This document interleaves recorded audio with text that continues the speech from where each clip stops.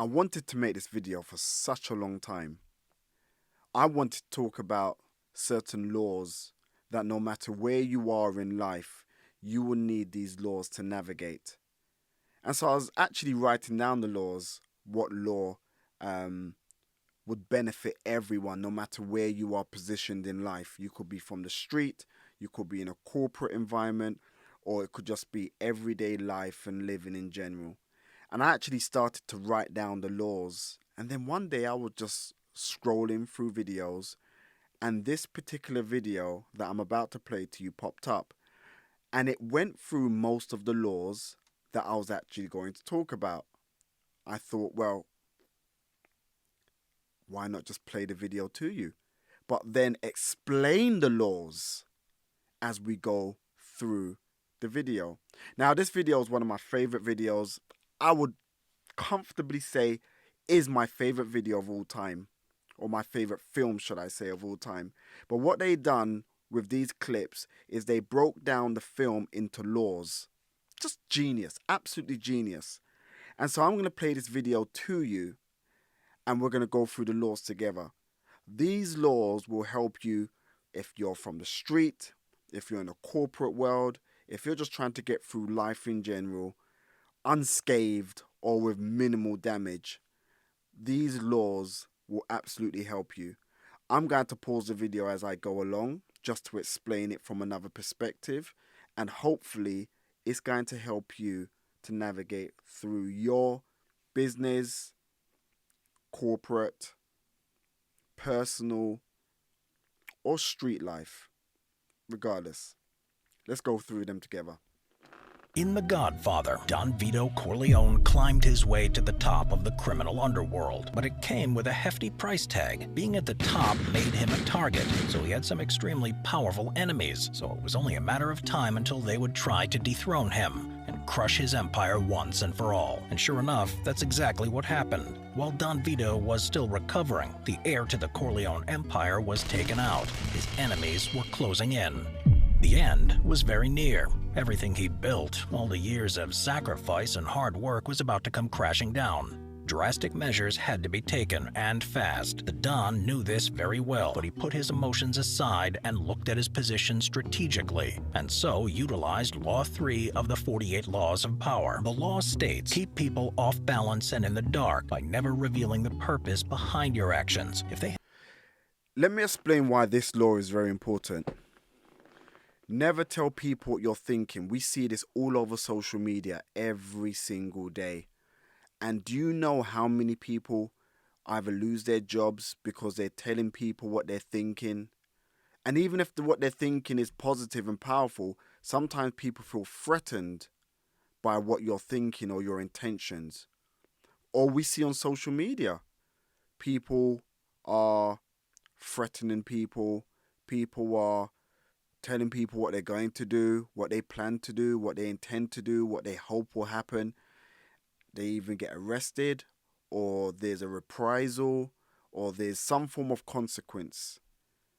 Never tell people what you're thinking. Always hold what you're thinking back to your chest. No clue what you're up to. They cannot prepare a defense, guide them far enough down the wrong path, envelop them in enough smoke, and by the time they realize your intentions, it will be too late.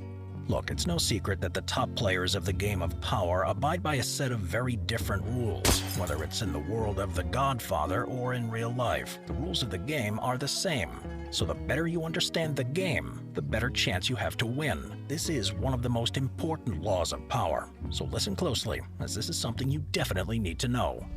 Never tell anybody outside the family what you're thinking again. Observance of the law. In 1948, Santino Corleone, the acting boss of the Corleone family, was taken out in a well-planned ambush. Even though Don Vito was out of action, Sonny proved he was a capable strategist and held his own against some of the most powerful men in the country. However, knowing his reckless nature, his enemies used it against him. And so, with the Corleone family's acting Don taken out, it seemed the end was near. But so how did Sonny get killed, for those who've never seen or watched The Godfather before? Sonny became the acting godfather whilst the Godfather was getting better, he actually got shot himself, obviously by his enemies. And what they discovered about Sonny was that Sonny was too emotional. And I have a saying, emotional people are not smart, and smart people are not emotional.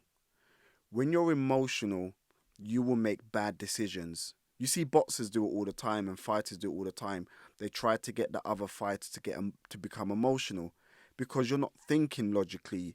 Your plans turn to mush. Your mouth talks more than it should, and you'll make decisions you'll only regret the next day. Emotional people are not smart, and smart people are not emotional. And with Sonny's case, that's the reason why they killed him. They got him to be emotional, and then he made emotional decisions, and he was ambushed. Never ever allow yourself to become so emotional that you regret it the next day. I have a plan that I set for myself, and what I do is when I'm really emotional, I give myself 24 to 48 hours, and then I make a decision. I never ever make a decision in the height of my frustration. Don Vito, who not too long ago miraculously survived an assassination attempt himself, musters what strength he has left and calls a meeting with the heads of the mafia families. A few days later, in a New York bank conference room, the dons of all the major families from across the country would meet, the first time in years. The atmosphere was tense, to say the least. Now look, in meetings like these, when people of power sit together in the same room, there's a set of unspoken rules, a code of conduct that they all follow, which is why they all chose their words very carefully. And yes, even bitter enemies can't openly insult or disrespect each other. Instead, they insinuate and indirectly call each other out. Almost every move and every word said by the dons gave a clue into what they were actually thinking, analyzed to see what the real motive was behind it. So pretty much every word and every glance was carefully dissected by the others. Now I want you to think about that. In today's society, people are expressing themselves. I hate you, I wish, I plan, I must. They let out all what they're thinking, and they 9 times out of 10 pay the price. Never tell people what you're truly thinking. Attempt to uncover what they were really thinking. Knowing this, each don was extremely careful in choosing their words and projecting a certain tone, making it seem as if they were speaking a language of their own. Now, Don Vito had 2 main objectives he wanted to achieve, and we'll get to them in a minute. But first, look at how Don Vito handled this situation. Instead of hurling insults and making threats, Don Vito did everything he could to make peace, but with certain conditions, of course.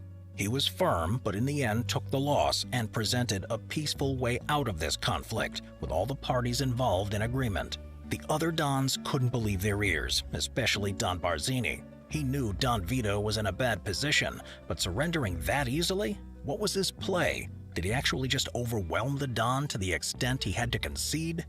Well, yes, it was a sign of weakness, but at the same time, they were all relieved that his conditions were very reasonable, and so they could finally get back to the way things were. No one wanted this war to continue, especially now with Vito back in action. The consequences would be grave. Either way, although somewhat suspicious of the Don's sudden change of heart, Barzini went along with it, slowly realizing the Don had no other cards to play and truly had accepted defeat. But what Barzini was blinded to was the fact that this was all a tactical decision. In the end, Vito got what he wanted. His son Michael returned from Sicily unscathed, and now could enter phase 2 of his plan.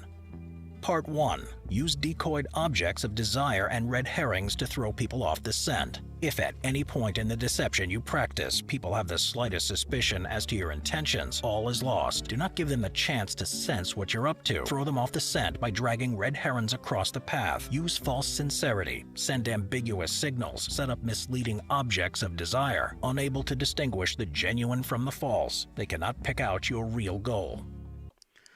So it's always good to put forward a goal that you don't actually want to obtain. You don't want it. Let people think that what you want is not what you want, and what you're sending to them, what you're selling to them, is not your personal desire. Never let people know the bigger picture until the picture's finally revealed. Never allow yourself to share too much prematurely. You're going to cause so much more pain and so much more struggle. Just like in your work environment, if you want a promotion, do not let the people around you know your focus and your goal is the promotion. Your friends will then become your enemies. It's the same thing on the streets as well. Do not tell people what plans you have, what cars you're going to go for, what you plan to do within the next 2 to 3 years or 2 to 3 months. You will then start to have enemies that will be around you and you won't even know it because of your own mouth. Interpretation. Don Vito was a realist. He knew he was currently in the losing position. There was no point continuing in a war where he had a lot more to lose. So instead of getting emotional and letting his ego get in the way, Vito saw the reality of his current position and devised a long-term strategy where the family could recover and fight another day. He understood Barzini was trying to turn all the other Dons against him, and so didn't allow himself to fall into that trap. What's more impressive is that Vito used a combination of Law 22 and Law 3. We'll discuss the surrender tactic a lot more in our video dedicated to Law 22. But let's look at why Vito's strategy was actually successful, even though he gave the other families the upper hand, essentially surrendering to the demands of the other bosses. Let's analyze what Don Vito's 2 objectives were. The first was to make peace with the other families, to stop the bloodshed and bring back his son unscathed, which was the true but also the red herring, the decoy he would use to also hide his second objective. His second goal was to find out who the real mastermind was. He knew that there was something not quite right from the beginning. Something was not adding up, and so Your enemies, your true enemy, rarely reveals themselves. They will send the decoys. So sometimes the person who is actually talking about you and trying to bait you and trying to set you up is not your true enemy. They're the decoys. The true mastermind is the one that you really need to take time out to discover. And so when they say keep your enemies close, that is the reason. Because most of the time you won't know who your true enemies are when they're too far away. You see this with the Ukraine and Russia war. Ukraine and Russia are physically going to war, warring back and forth, but the true enemies of both sides are supplying both sides enough ammunition in all different ways to kill each other, whilst they build themselves up and become more stronger, more powerful. The war between Ukraine and Russia is not the war that we see on TV. There's a whole nother war behind that war. So always try to work out who your true enemy is, not the one that's trying to throw the punch. Needed to solve this mystery. If you've been watching this channel for a while, you probably understand how Don Vito concluded that his real enemy, the true mastermind behind all this, was not Tattaglia or Sollozzo. Rather, it was Barzini all along. But here's a quick summary. Don Vito's suspicion began right after the meeting with Virgil Sollozzo. However, he didn't have enough time to investigate further. Later on, when he heard the news about Sonny, he immediately understood that his suspicions were correct. Something was very wrong about this whole situation, which is why his first orders were to set up a meeting with the other families. This situation was shrouded with a mystery, so he knew that making a drastic move without all the necessary information wouldn't be very wise.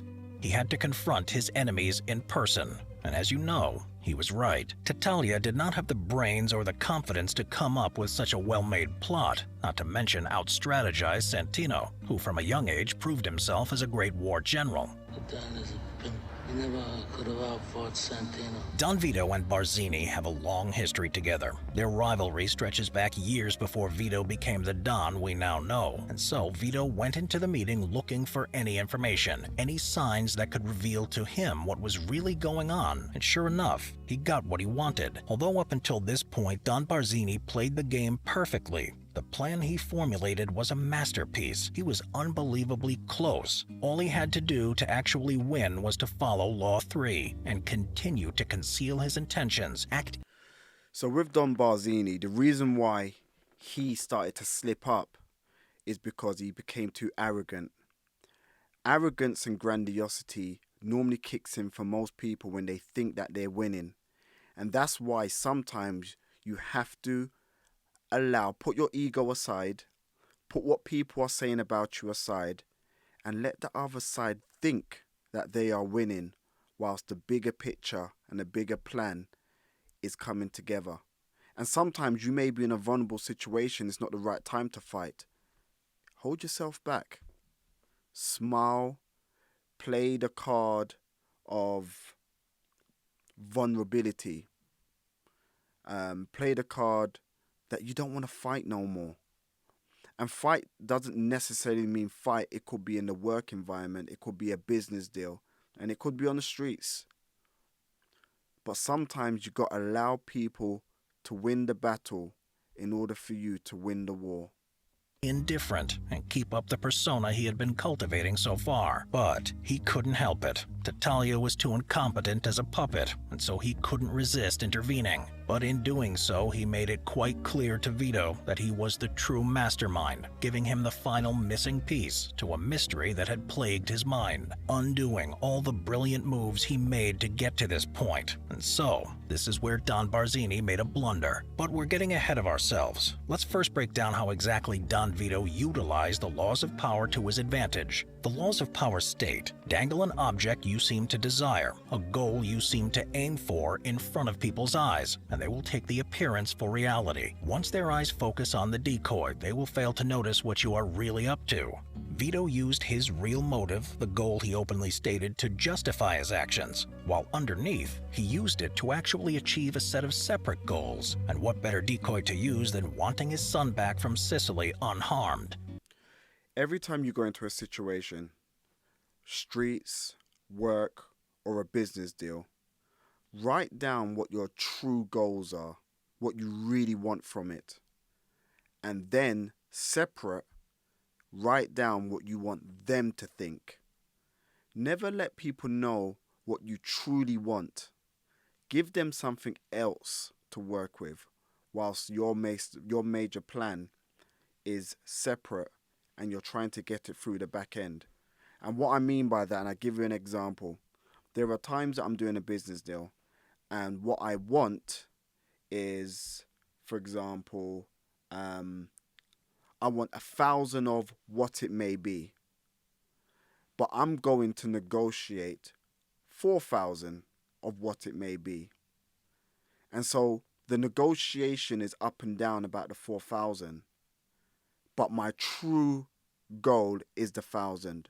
And I will fight and I will push and I will moan and I will scream. And I'll let them think that when they bring me down to 2,000 and to the 1,000, that they have won. But behind the scenes, I'm actually happy. So set your personal goal and then put out another one altogether.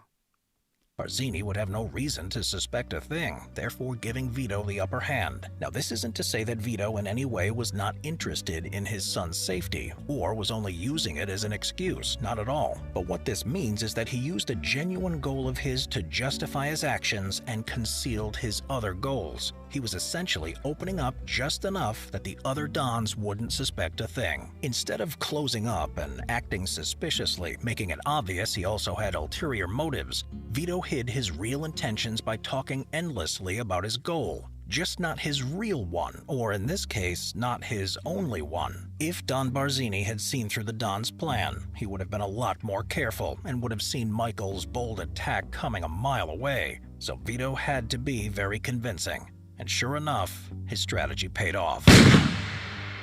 Keys to power. Most people are open books. They say what they feel, blurt out their opinions at every opportunity, and constantly reveal their plans and intentions. It is easy and natural to always want to talk about one's feelings and plans for the future, but it takes effort to control your tongue and monitor what you reveal. It's shocking how true this is in today's society. I bet you immediately thought of at least 2 to 3 different people who fit that exact description. We'll get into that in a minute, so let's put that aside and look at how the masters of the game of power view this concept. First, He's right. What do you see on social media every day? People sharing their thoughts, their hate, their desire for another person to be destroyed, their goals, their wants, their desires. And you'll discover that those people's lives become a lot more harder because of their own mouths. And sometimes it becomes their demise.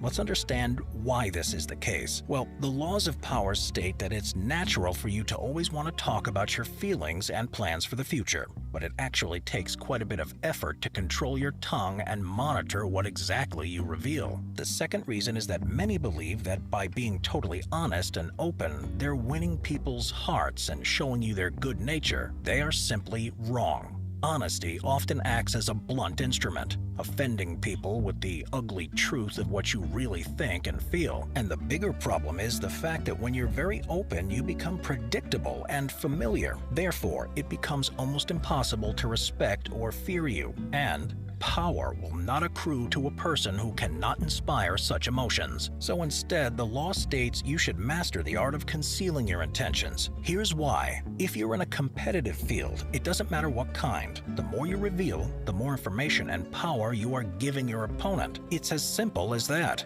And I'm sure you understand the dangers you create when your opponent has more power than you, especially when you're the one giving it to him. They can then predict your next move, find a weakness of yours to exploit, and then come at you with full force. But if they don't know what you're thinking, if you throw them off the scent, set up misleading objects of desire, they cannot prepare a defense or find your weak point to strike. Done right, you become unpredictable and catch your opponent off guard. But done wrong, and they have the slightest suspicions of your real intentions, it will completely backfire, so be careful. In the world of Don Vito, if he was completely open with what he was really thinking, his entire empire would have burnt to the ground in no time. He understood he needed to play the game, especially when the consequences were so extreme. And the same is true with all those in the game of power in some form or the other, from coaches and athletes to CEOs, generals, presidents, and even kings. All play by a different set of rules. The dark truth is that all the top players of the game lay honesty aside in some way to get what they want. I know all this sounds extremely evil and unethical, and it kinda is, but that's the point. We want you to understand how these people think so you can see right through it. And don't worry, we'll give you a more ethical version of the law for you to use in your life, but we need you to understand this concept. Now, with Michael safely back in New York, Don Vito can now move to phase 2 of his plan. It was time to rebuild the empire, so he would spend the next few years preparing Michael to take over, then to enact the final stage in his master plan, taking out the heads of the other 5 families. Yes, as we mentioned, Don Vito had always been thinking several moves ahead. He understood the reality of his situation and developed a long-term strategy. The Don was not going to back down. That's a good point. Always play chess. And if you've never played chess before, learn how to play chess. Chess will help you to think 4, 5, 6, 7, 8, 9, 10 steps ahead. I can show you my phone right now. I play chess almost most of the day. Anytime I find different people from across the world and I play them in the game of chess. It's actually on my phone right now. Don't know if you can see. Oops, here we go. I'm always playing chess. Learn how to play chess and learn how to think 4, 5, 6 steps ahead. Those who think 1 step ahead, another person will outplay them. Throughout life in general. Avenging his son was still one of his highest priorities. Now, some of you might be thinking, didn't he say he was not going to be the one who broke the peace? He swore that he was not going to avenge Sonny? Was he just lying the whole time? And the answer is, actually no, he never broke his vow. Here's why Don Vito actually kept his word. It's actually quite simple. The one who broke the peace wasn't Vito or even Michael, but it was, once again, Don Barzini. You see, Vito knew that this truce was not going to last for long. It was only a matter of time until Barzini was going to make one last major attempt. He even predicted how it was going to happen. Whoever comes to you with this Barzini meeting, he's a traitor. Don't forget that. So with that in mind, Don Vito established an effective counter-strategy. The secret he was holding on to was that the burden of avenging his fallen son was to be passed down to Michael, who at that point no one really knew was actually more ruthless than himself. Michael was essentially his secret weapon. He knew Michael was far more capable than even Sonny, and so the other Dons didn't stand a chance. But to add to that, he also had a plan ready, a final move that was to wipe the heads of the other families conquering New York. He guided Michael, giving him everything he needed to be able to take care of it. And so, once it was time, Michael would take over and Phase 3 would begin. Now, obviously, this is from a mafia perspective, and I'm not saying that you should end up being a don of anything. But always, the skills that you have, the next stage is to pass it down to your legacy, your children. Those who do not know the past would always repeat the past. Those who forget the past would always repeat the past. So it's very important that all the skills you learn, you pass it down to your children and your loved ones, and then they continue your legacy. They will become better from your mistakes, and they will improve where you were improving. And I'll give you a quick example for that as well. When you look at Floyd Mayweather, look at who his parents were. His parent was, his father was a boxer. Who was his uncle? A boxer. And so if you watch back their videos going back from the 80s, they were doing Floyd Mayweather's style, but getting it wrong and losing and so on and so forth. And then they passed it down to Floyd and they perfected it and he became the undisputed. So you have to pass down your skills and abilities down to your children. After the series of attacks on the Corleone family, the end was very near. There were very few moves Vito could make, but fortunately for him, he chose the right one. The reason for Vito's success was the same reason that led to Don Barzini's downfall. Vito followed the law perfectly. He made the smart move and followed through all the way to the end, but Barzini couldn't. In the highest levels of the game of power, especially in the dark world of organized crime, making a mistake like this can only end in one way. I'm sure that you're all well aware that Don Vito was a true master of the game of power and a brilliant strategist, and so analyzing his mentality and tactics is fascinating, especially that they're applicable in some sense in real life. Law 3 is definitely one of the most important, yet most dangerous laws of power. There is still a lot more to cover in this law, so make sure you watch Part 2 in order to have the complete picture. We'll give you the practical and ethical version of this law and how to use it in a positive manner. And this time we'll be analyzing someone who is truly the master of this law, even more than Vito, making it one of his key weapons in his arsenal. So, I want to just say, this video is absolutely amazing. I'm going to do some more reviews and others similar to this. And I want you guys to really sit down and start thinking strategically about how you can move yourself forward using these kind of laws and rules and others that I would introduce to you in the future. Thank you very much for spending time and looking at how we both can improve our lives together and find also fundamental ways for us to pass down these rules to our children and our children's children. I'm not saying be a don and kill people, but I am saying be ethical where you can, help where you can, build when you can, but never be someone's beating stick.